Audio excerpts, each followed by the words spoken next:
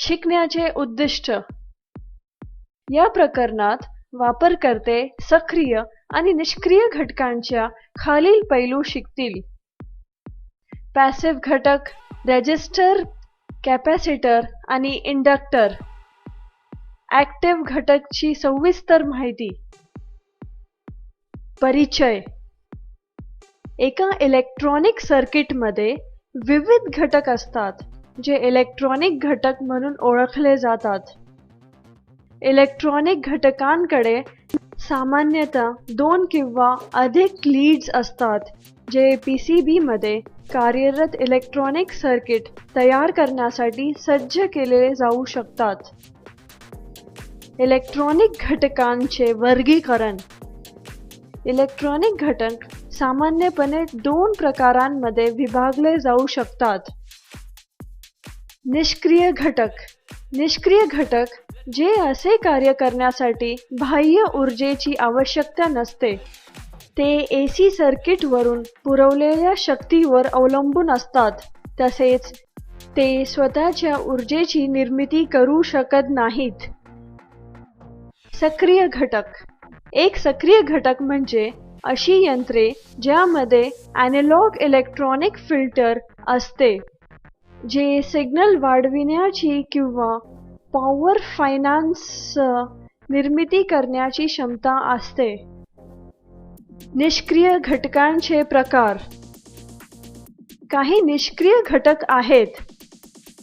Resistor, capacitor, inductors, sensors, transducers. Bipolar ट्रान्झिस्टरची ओळख.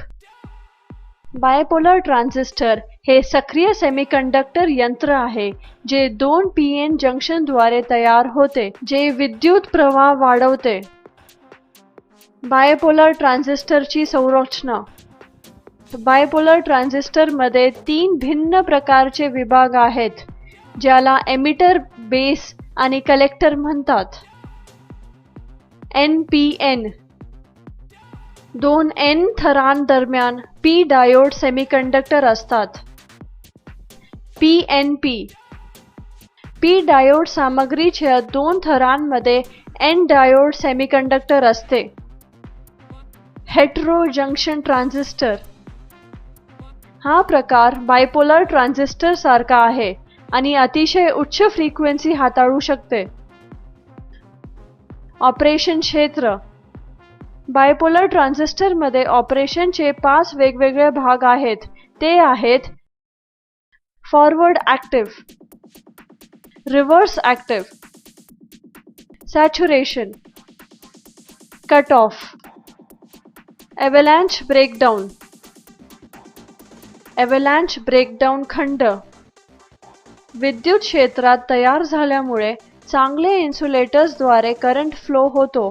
हे अवलांच ब्रेकडाऊन आहे. बायपोलर ट्रान्झिस्टरचे कार्य. बायपोलर ट्रान्झिस्टरची कार्य करंट वाढवणे आणि करंट नियंत्रित करणे आहेत. वैशिष्ट्ये.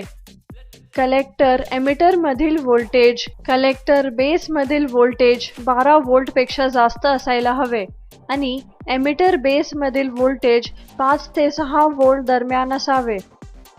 बायपोलर ट्रान्झिस्टरचे ॲप्लिकेशन्स. मायक्रोफोनमध्ये इनपुट वेव्स वाढविण्यासाठी BPTचा एम्प्लिफायर वापरले आहे.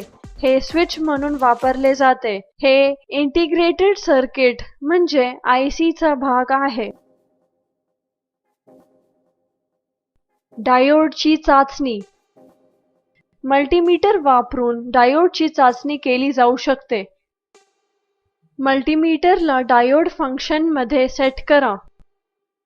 ॲनोड ते पॉझिटिव्ह, कॅथोड ते नेगेटिव्ह.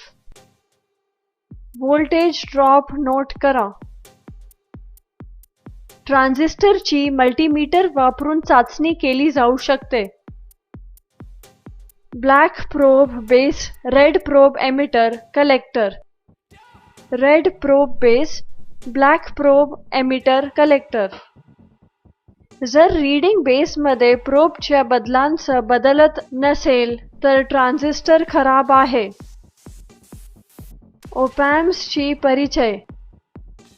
ओपॅम्प विभेदक इनपुट आणि सिग्नल अँड आउटपुटचा उच्च गेट व्होल्टेज एम्प्लिफायर आहे. ओपॅम्पचे कार्य.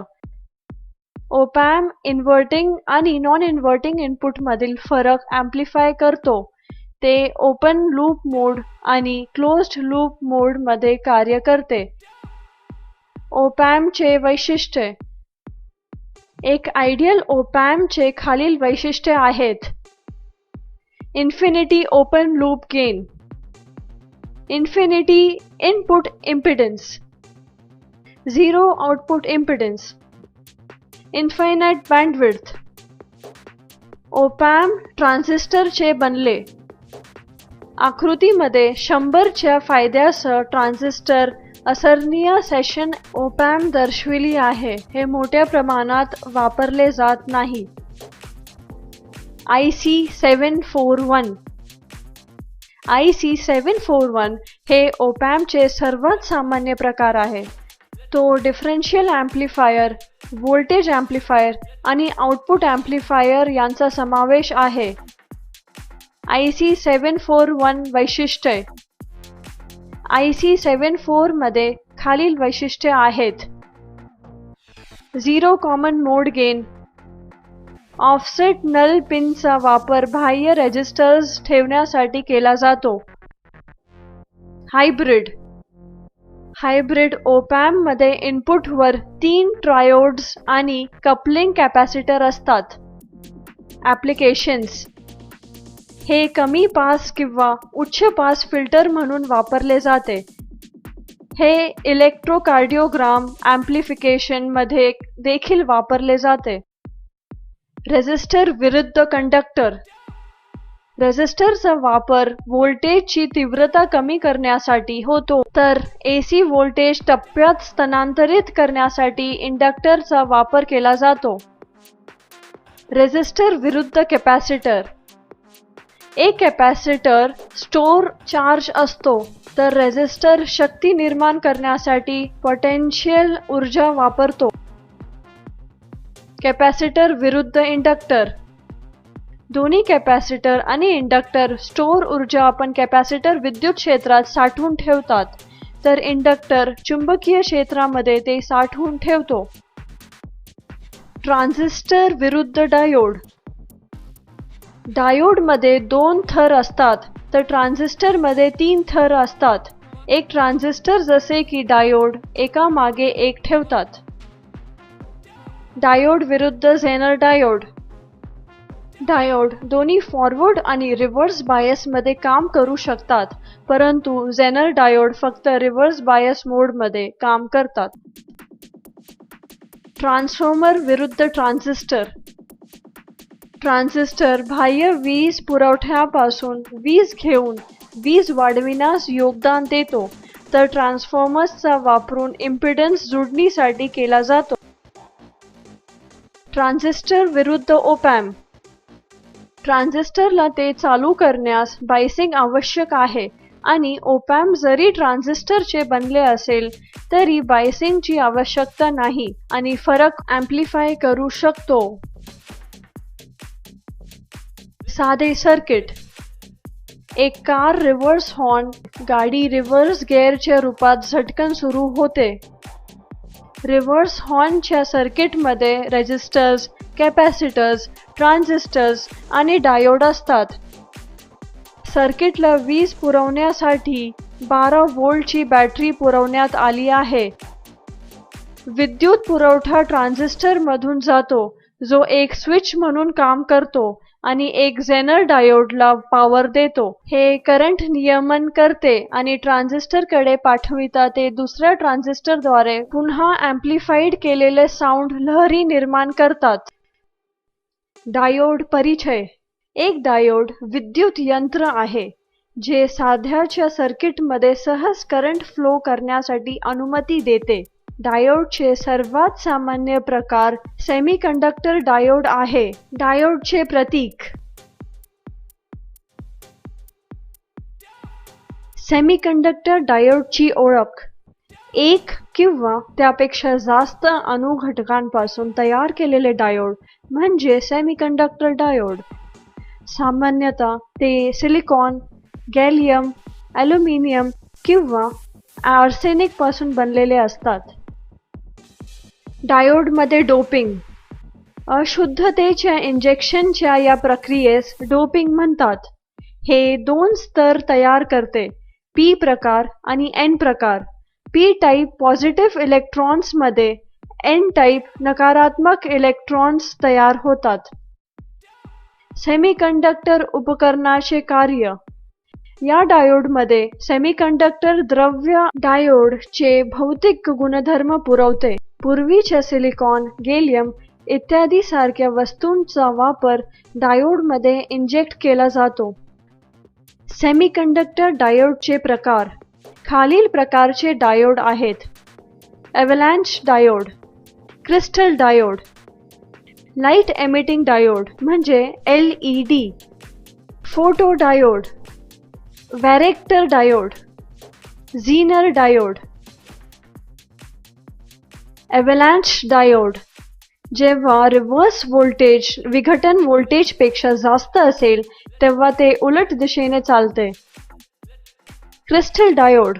हे थिन शार्प मेटल वायर बनलेले असते. ते सेमीकंडक्टिंग द्रव्यांच्या विरुद्ध असते. LED. प्रकाश उत्सर्जक diode direct band gap semiconductor बनलेले असतात, जे UV वरून IR पर्यंत वेव्हलेंथ निर्माण करते.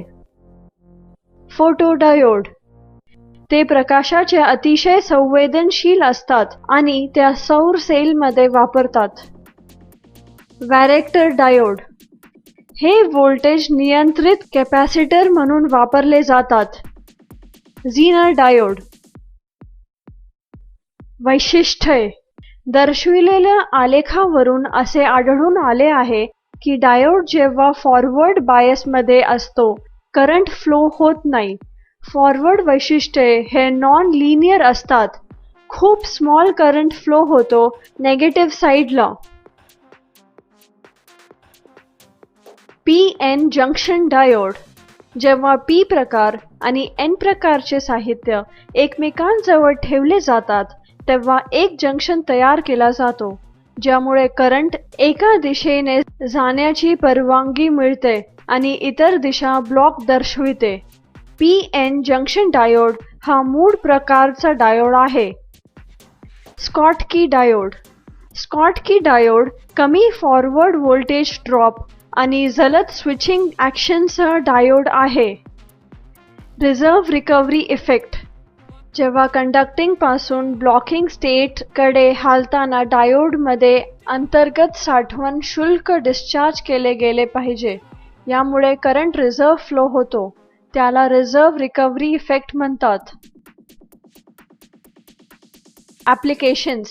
डायोडचा वापर लॉजिक गेट्स बांधणीत, AC ते DC मध्ये बदलण्यात, तापमान मोजण्यासाठी आणि वेव्हफॉर्म फ्लिपर्समध्ये केला जातो. झेनर डायोडची ओळख. झेनर डायोड हे कोणत्याही सेमीकंडक्टर डायोड सारखे आहे, जे सध्याच्या दिशेने प्रवाह करण्यास अनुमती देते, परंतु ब्रेकडाउन व्होल्टेज नावाच्या एका विशिष्ट व्होल्टेज दरम्यान उलट दिशेने प्रवाह करण्याची अनुमती देते. झेनर डायोडचे चिन्ह. झेनर डायोडचे ऑपरेशन. रिझर्व्ह व्होल्टेज दीर्घ कालावधीसाठी वापरला गेल्यावर सामान्य सेमीकंडक्टर डायोड ओव्हरहीटिंगमुळे खराब होते, पण झेनर डायोडमध्ये करंट जास्त प्रमाणात पास केला जातो आणि फक्त व्होल्टेज पातळीवर एक छोटासा बदल दिसून येतो. हे सहसा रिझर्व्ह बायस कंडिशनमध्ये वापरले जाते. झीनर डायोडचे प्रकार. ब्रेकडाउन व्होल्टेजवर आधारित झीनर डायोड दोन प्रकारांमध्ये वर्गीकृत केले जाऊ शकतात: सरफेस झेनर आणि subsurface Zener. Surface Zener. Breakdown voltage 6.8 ते 10 व्होल्ट. NPN ट्रान्झिस्टर, जिथे कलेक्टर व एमिटर कॅथोड आणि एनोड येथे बेस आहेत. डायोड कारणास्तव जमा होणारे शुल्क झेनर चालत. Subsurface Zener. हे डायोड सरफेस झेनर सारखे आहे, फक्त एवढाच की अवलांच संरचनेत आत खोल आहे. अशा प्रकारे झेनर वॉक आउट नाही आणि झेनर व्होल्टेज राखली जाते. कॅपॅसिटरची ओळख. विद्युतधारक संचयित करण्यासाठी एक कॅपॅसिटर एक पॅसिव्ह इलेक्ट्रॉनिक घटक आहे. कॅपॅसिटन्स मोजण्यासाठी युनिट फॅरेडे आहे. मानक संधारित मूल्य 1, 10, 100, 510, 910 पिकोफॅरेड आहेत. मूल्य दर्शविण्यासाठी कॅपॅसिटर देखील रंग बँडसह चिन्हांकित आहेत. पहिले 2 बँड पहिला आणि द्वितीय अंक पासून तिसरा बँड गुणक दर्शवितात. कॅपॅसिटरसाठी चिन्ह दर्शविले आहे. कॅपॅसिटर टॉलरन्स हे मूल्य आहे जे वास्तविक समाईपासून कोणत्या मर्यादामध्ये बदलू शकतात हे ठरवतात. तो घट 20% ते 80% पर्यंत असतो. Temperature coefficient. टेम्परेचर कोएफिशियंट हे सर्वात जास्त बदल कॅपॅसिटन्समध्ये तापमान आहे. हे ppm किंवा डिग्री सेल्सिअस मध्ये मोजले जाते, म्हणजे अंश प्रति दशलक्ष डिग्री सेल्सिअस. कॅपॅसिटर बिहेवियर प्रभावित करणाऱ्या घटक खालीलप्रमाणे आहेत. Breakdown voltage, equivalent circuit, Q factor, ripple current, instability, dielectric absorption, leakage current आणि व्होल्टेज रिव्हर्सल. Breakdown voltage. ज्या व्होल्टेजला डायइलेक्ट्रिक कॅपॅसिटर हे कंडक्टिव्ह बनतो त्याला म्हणतात ब्रेकडाउन व्होल्टेज. Equivalent circuit. सर्व कॅपॅसिटरमध्ये काही रेझिस्टन्स असतात ज्यास इक्विव्हॅलेंट सिरीज म्हणतात, ज्यास इम्पेडन्स वाढ होते. Q factor. हे कार्यक्षमता मोजण्यासाठी वापरले जाते आणि त्याच्या रिॲक्टन्सला त्याच्या रेझिस्टन्सचे राशन आहे. Ripple current. रिपल करंट म्हणजे एसीचा घटक जो कॅपॅसिटरमध्ये उष्णता उत्पन्न करतो. इन्स्टेबिलिटी. कॅपॅसिटर्स वयाच्या करण्यास सुरुवात करतात. काही कॅपॅसिटर्सची कॅपॅसिटन्स कमी होतात. Dielectric absorption. Capacitor dielectric material असलेली जे डायइलेक्ट्रिक ॲब्झॉर्प्शन दर्शविते, जे व्होल्टेज उत्पन्न करते. लीकेज. उष्णतेच्या सतत एक्सपोजरमुळे डायइलेक्ट्रिक लीकेज होतो. करंट आणि व्होल्टेज रिव्हर्सल. करंट परिवर्तन होते जेव्हा करंट दिशा बदलते आणि व्होल्टेज परिवर्तन होतो जेव्हा ध्रुवीकरणामध्ये बदल होतो आणि या उलट केल्याने कॅपॅसिटरमध्ये अत्याधिक गरम होते. कॅपॅसिटरचे प्रकार. कॅपॅसिटरच्या प्लेटमध्ये वापरल्या जाणाऱ्या सामग्रीच्या आधारावर खालील प्रकारच्या सर्वात सामान्य प्रकारचे कॅपॅसिटर असतात. Ceramic capacitor, film power capacitor, super capacitor व variable capacitor. Ceramic capacitor. Ceramic capacitor ceramic व धातूंचे बनलेले असतात, ज्यात मेटल इलेक्ट्रोड म्हणून काम करतो आणि सिरॅमिक डायइलेक्ट्रिक आहे. या प्रकारच्या कॅपॅसिटरचा उपयोग उच्च फ्रिक्शन्स आणि उच्च करंट पल्स भारांच्या उपयोगात केला जातो. Film power capacitor. Film power कॅपॅसिटरमध्ये डायइलेक्ट्रिक फिल्म्स एक सिलेंडर वायरिंग मेटल इलेक्ट्रोडने वेढलेल्या एका पातळ थरपर्यंत काढलेले असतात. पॉलीप्रॉपिलीन डायइलेक्ट्रिक म्हणून वापरले जाते. Super capacitor. सुपर कॅपॅसिटर हे इलेक्ट्रोकेमिकल कॅपॅसिटर असतात. ज्यात विशिष्ट डायलेक्ट्रिक नसलेले असतात. चार्ज स्टोरेज चार्ज किंवा रेडॉक्स प्रतिसादामुळे वेगवेगळे केले जाते. व्हेरिएबल कॅपॅसिटर वर नमूद केलेले सर्व कॅपॅसिटर स्थिर कॅपॅसिटर असतात, जे त्यांच्या कॅपॅसिटन्स बदलू शकत नाहीत. व्हेरिएबल कॅपॅसिटर हे कॅपॅसिटन्स व्हेरी करू शकतो मेकॅनिकल मोशन वापरून. कॅपॅसिटन्स बदलण्यासाठी वापरल्या जाणाऱ्या दोन पद्धती ट्यूनिंग आणि ट्रिम करणे आहेत. कॅपॅसिटरचे ॲप्लिकेशन्स. फिल्टर डिझाईनमध्ये कॅपॅसिटरचा वापर केला जातो.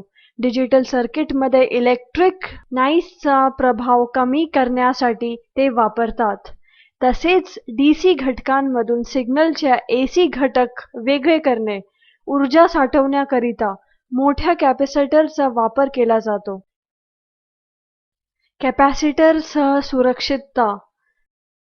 वीज काढून टाकल्यानंतर कॅपॅसिटर्स बऱ्याच कालावधीसाठी चार्ज असतो, तर सर्किटला स्पर्श करण्याआधी कॅपॅसिटर पूर्णपणे डिस्चार्ज केला आहे याची खात्री करा. चुंबकीय सामग्रीचा परिचय. इलेक्ट्रॉन्सच्या हालचालींमुळे सर्व समांजिकांमध्ये मूळ चुंबकीय वर्ण तयार होतात. संक्रमण धातू, लॅन्थेनाइड्स आणि त्यांच्या संयुग चुंबकीय साहित्य म्हणून वापरले जातात. चुंबकीय सामग्रीचे गुणधर्म खालीलप्रमाणे आहेत. पॅरामॅग्नेटिझम, फेरोमॅग्नेटिझम, अँटीफेरोमॅग्नेटिझम, फेरीमॅग्नेटिझम. इंडक्टर परिचय. इंडक्टर एक 2 टर्मिनल इलेक्ट्रिक घटक आहे जे इलेक्ट्रिक करंट प्रक्रियेत बदल करीत नाही. हे कॉइलमध्ये एक कंडक्टर वायर वाऊंडच आहे. इंडक्टरचे कन्स्ट्रक्शन. इंडक्टर प्लास्टिक किंवा फेरोमॅग्नेटिक सामग्रीवर तांबे वायर वाऊंडसारख्या वायरला इन्सुलेट करतात. आरंभ चिन्ह आकृतीमध्ये दर्शविले आहे. कार्य. जेव्हा करंट कॉइलमध्ये वाहते तेव्हा एक चुंबकीय क्षेत्र सेट होते. हे फील्ड करंट प्रतिबंधक करतो. फील्ड तयार झाल्यानंतर करंट सामान्यपणे त्याद्वारे पास होते, म्हणून करंट पद्धतीने होणारे कोणत्याही बदल टाळला जातो. वैशिष्ट्ये. कॉइलला वळविण्यासाठी वापरले जाणारे वायरचे रेझिस्टन्स नगण्य आहे. कॉइलमध्ये चालणाऱ्या व्होल्टच्या प्रमाणामध्ये कॉइलच्या चुंबकीय क्षेत्रास बदलण्याचा दर थेट प्रमाणात असतो. कॉइलचे प्रेरित वळणांची संख्या प्रमाणबद्ध आहे. इंडक्टरचे प्रकार. खालील प्रकारचे इंडक्टर्स आहेत. Air core inductor, ferromagnetic core inductor, variable inductor.